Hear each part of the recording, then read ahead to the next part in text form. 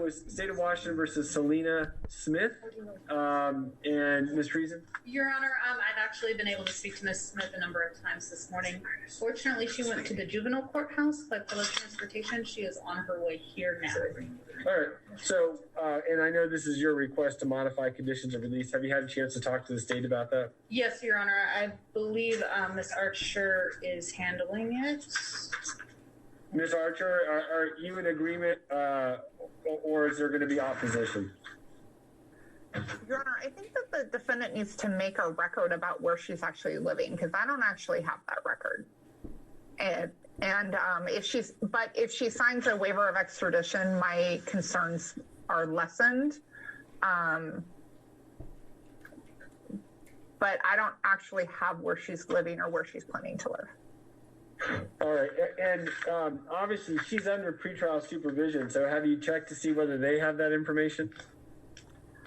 I do not have that information. I was talking to her counsel, and she told me she lived in Portland, but I don't have any information about where. No, I understand that, and obviously we can address that when Ms. Smith gets here, but that's something she, I imagine, has provided to pretrial services as they are actively supervising her case. I don't know, Your Honor. I haven't been able to check in with them. Understood. Okay, well, we'll address that matter when Ms. Smith arrives. So what I show is that we still need to readdress Mr. Gregg's case. We'll probably do that sometime. Court to address Ms. Smith's matter. It's number 17 on this calendar, and it was number 15 on the 10 o'clock calendar. All right, thank you. Yes, this is Ms. Selena Smith's case. Go ahead and come on up. And this was a request by Ms. Friesen to modify conditions of release. And so my understanding was you had gone over to our family and juvenile court. I'm glad you made it over here. And your attorney just asked to be able to address the matter when you got here. And so that's totally fine. I'm glad that you made it. There was an issue that had come up, and Ms. Friesen had heard it from the state that there was a request to make sure that your client had the address with pretrial services. That needs to make sure that happens. And then I'll hear from you about the request to modify the condition of release, which allowed or prohibited any travel outside the state of Washington without court approval. Thank you, Your Honor. Your Honor, we are making a motion to modify the conditions of release. My client is originally from Oregon. She's been living in Portland for a number of months prior to this incident being taken care of. She has a stable living situation down there. She has a house with roommates. She is willing and able to provide that address to pretrial services if the condition is modified. Additionally, to further alleviate any of the court's and the state's concerns, she is willing and able to sign an extradition waiver. I have actually prepared one of those for us today. She will sign that in open court. Your Honor, this is a situation where Ms. Smith has resided down there. She's built a community down there. She has a job down there. Her government benefits are actually for the state of Oregon as well. So both her health insurance as well as her food stamps are out of Oregon. She isn't able to access any of those resources up here. Additionally, she doesn't want to get on the public assistance program in Washington while also having it in Oregon. That provides a pretty substantial conflict. So she is asking to reside down there during this case. Your Honor, from a personal standpoint, I can tell you Ms. Smith is in pretty regular contact with both me and my office. I speak to her multiple times a week. I know she has a civil case going as well. She has an attorney appointed on that. She does reach out to him, Mr. DeWitt, frequently. I believe he's actually been out of the office, so she's been in constant contact with his legal assistant. I don't think Ms. Smith is likely to not appear. She doesn't have any criminal history. There's no reason for the court to be concerned about her ability to come back. Ms. Reese, I appreciate you anticipated the questions I was going to ask, and you answered all of them. So I appreciate that very much. Ms. Archer, what is the state's position?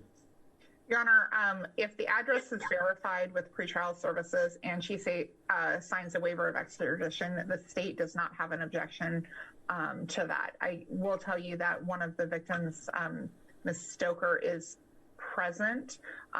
If she wants to be heard, I would ask that she turn her camera on. If not, she may just be present just to hear what's going on. But as far as the as far as from the state's perspective, the state doesn't object if there's a waiver and the address is verified by pretrial services. And as far as the omnibus, I believe that there should be a continuance order that the parties are agreeing to. Yes. And I'm just taking a look back at the conditions of release that had been ordered. Ms. Archer, that was not a condition that had been ordered by the court when you talked about address verification by pretrial services. That had not been ordered. I don't believe it was requested either back when the court issued the conditions of release on July 20th for Ms. Smith. Your Honor, the state's simply asking that if she's going to leave the state, that we know what address to send stuff to if things need to be sent. So, I mean, if Your Honor doesn't order that, Your Honor doesn't order that. That's simply the state's request if she's going to leave the state. Yeah, I'm not going to order that verification have to occur first, but I am going to order that Ms. Smith, when she checks down with pretrial services, that you make sure that they have your current physical address and or mailing address if that's a different address. So there's the ability to contact you. That's very important. And then also just make sure that your contact information is good with them as well, so you're compliant with all their reporting requirements. And then I'm glad that you're in touch with your attorney here in this case and also your civil case. That's good. Make sure you continue to do that. Follow all of your other conditions of release. Did you feel you had enough time with Ms. Friesen to go over your extradition rights? Yes. All right. And do you have any questions about those for the court? No. All right. Well, the law requires that I actually watch someone sign the waiver of extradition form. So I'll watch you sign that if you're in agreement with that waiver.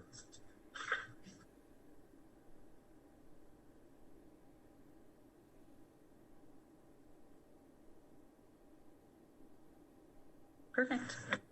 All right, and let me go ahead and take a look at that document. Your Honor, I am dating it for the. Oh, I appreciate that. Thank you.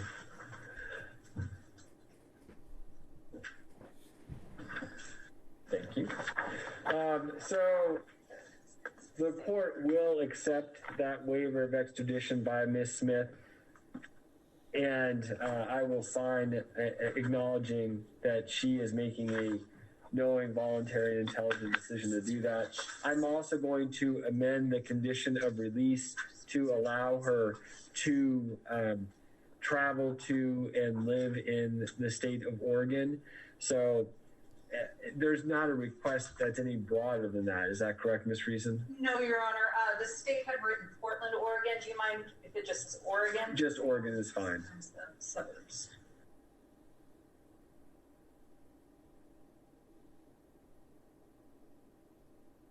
Ms. Archer, was there any other request from the state regarding this defense motion?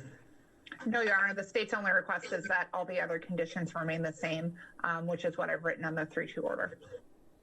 I appreciate that. And so I just want you, Ms. Smith, to understand that all those prior conditions are still in full force and effect. So you can't possess any weapons, no dangerous weapons, no firearms, not violate the criminal law in any way.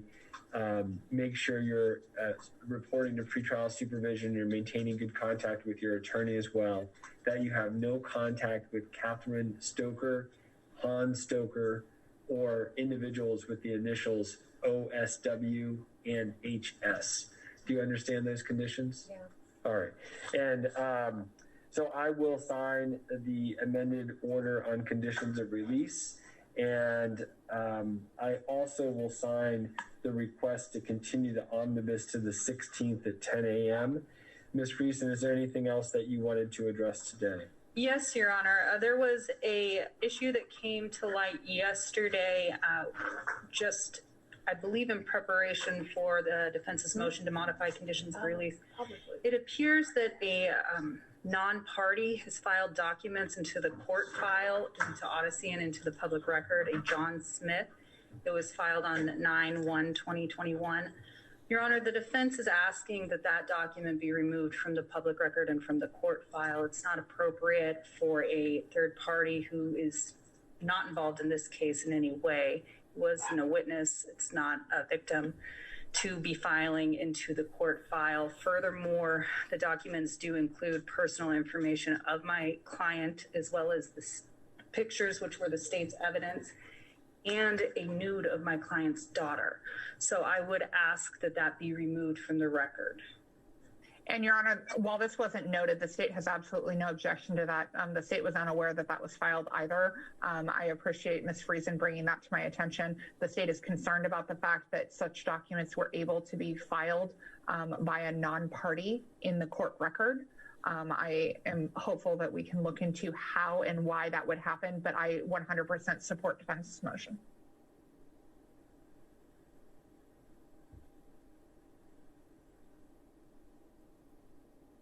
Ms. Friesen, let me ask you, obviously the court's dealing with this issue without the attorneys having much time to really think through all the issues.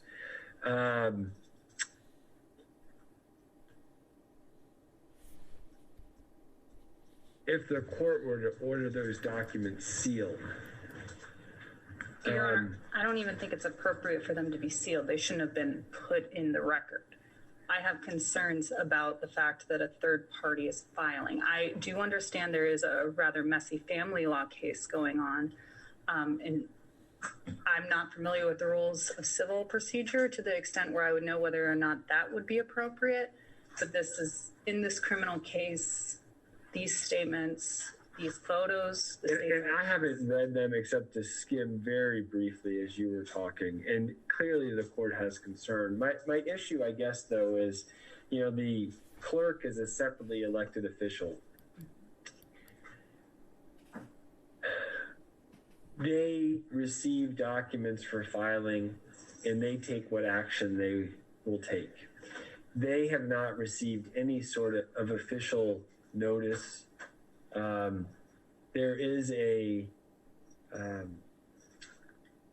are potential legal issues. The court agrees, and I appreciate the attorneys are trying to take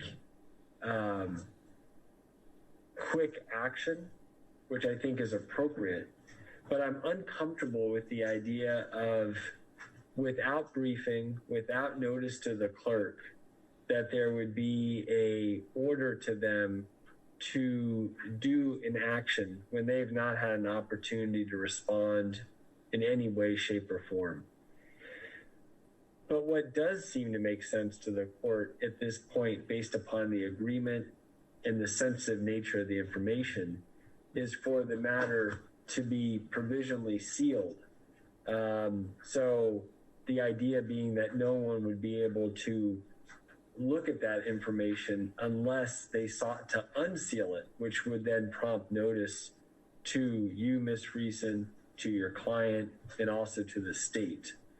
And so we're doing this all on the fly. And again, I appreciate why that's a necessity here, because you just learned of this information.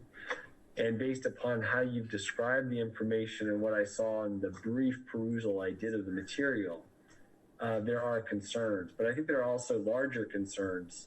And so you've heard sort of how I'm working through the issue. I want to hear from you, I'll hear from the state, and then I'll make a decision I think is appropriate. Your Honor, I do understand your concerns procedurally with notifying the court. Frankly, I'd be surprised if this wasn't filed just as a simple accident, considering it's the same last name as my client, and just the format of the briefing. That being said, I think in order to be sealed, it has to go through a Seattle Times analysis. We would do an Ishikawa test, and I would inquire of anyone in the court. Obviously, because of how this has all come about, there wouldn't necessarily be notice, but I understand there are people on Zoom that are connected to this case. And so I would I would hear if anyone objected to the seal. That would be part of the court's procedure. But like I said, and so whoever just spoke out of turn, it's not the time to do that. You're in court. Court is a formal proceeding, and you will not speak out of turn, whoever that was. Ms. Friesen, I apologize very much for the interruption. Go ahead. Your Honor, I mean, I still think the appropriate remedy is to strike it in entirety. I do understand the court's hesitance. If a seal until a future date is more appropriate, I would ask for that at very least. But again, I don't think the party has any standing to speak in this matter or to be filing in the court. I mean, he's not a party to the case. I do believe that the documents have been provided to Ms. Archer. I know they've been provided to me. It's the attorney's decision what goes in the record in the courts, of course. Ms. Archer, again, I know the clerk's office has legal counsel. The prosecutor's office provides civil legal representation to the clerk's office. And I know that that is not part of your normal assignments with the prosecutor's office, but have you had a chance to speak with the clerk's office attorney that this was going to be raised today? No, Your Honor. I was unaware that this was filed with the court. I received an email that I provided to defense counsel, but I didn't look in the Odyssey record. So it was brought to my attention maybe 20-ish minutes ago from defense counsel. So the state has not talked to anybody. The state does share defense counsel's concern about the fact that a third party that is unconnected to this case was able to file something in the court record. I understand your Honor's hesitancy. I would ask at a minimum that we seal until further order of the court. And I would encourage Your Honor to do an Ishikawa analysis to make that sealing record appropriate at this time, given the nature of what is being heard. But I do join Ms. Friesen's concern about somebody who is not a party to the case being able to file within the court.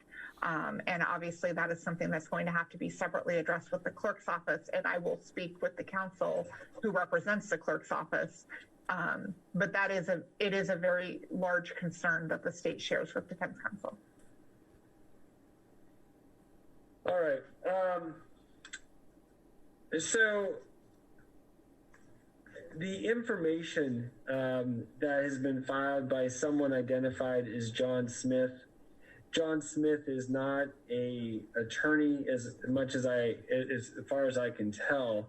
Certainly not an attorney of record in this case.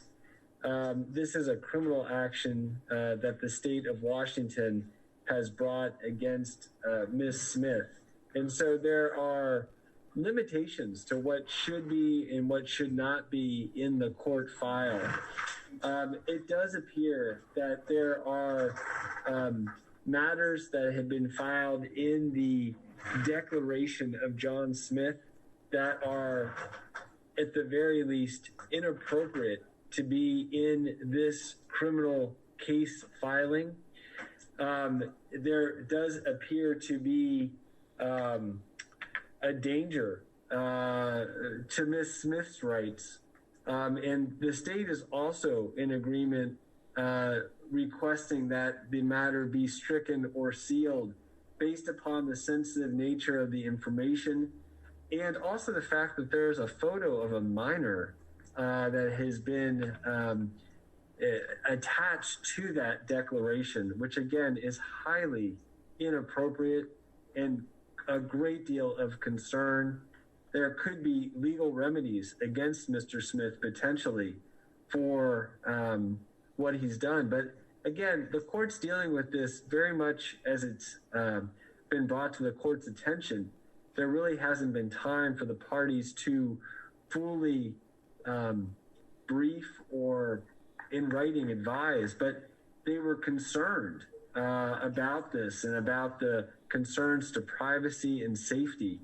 And so I will ask anyone that's present in court that objects to the court sealing this declaration of John Smith that shows it was filed on September 1st. I will hear briefly from anyone that has an objection. Does anyone have an objection? Yes. And who are you, sir? I'm the grandfather of the children involved. The child that you're talking about being naked is a newborn in the birthing recovery room, and I've published that publicly. And if you think that's a crime, I'd be interested in knowing what the basis for it is. And also, I am a victim of the events that occurred that the prosecutor is bringing to the court's attention. And as far as whether I'm an attorney or not, I have exculpatory evidence, and I mentioned that in the declaration, and everybody's trying to sweep that under the rug, and it's inappropriate, and people, even the court's own staff, has filed declarations that have nothing to do with, if not this case, then the civil thing. So there's a double standard being applied here, and I'd frankly like a hearing to get to the bottom of it. And I am affected by this, and my grandchildren are affected by it, and my daughter, and I think it's, frankly, I've got to say this, hypocritical for the court and these attorneys to be talking about my daughter's rights, and even this court when they've been abused so thoroughly. And I do object to what is going on right now. And if you have any questions for me, I'd be happy to answer them. I don't believe I have any questions for you, sir. Thank you.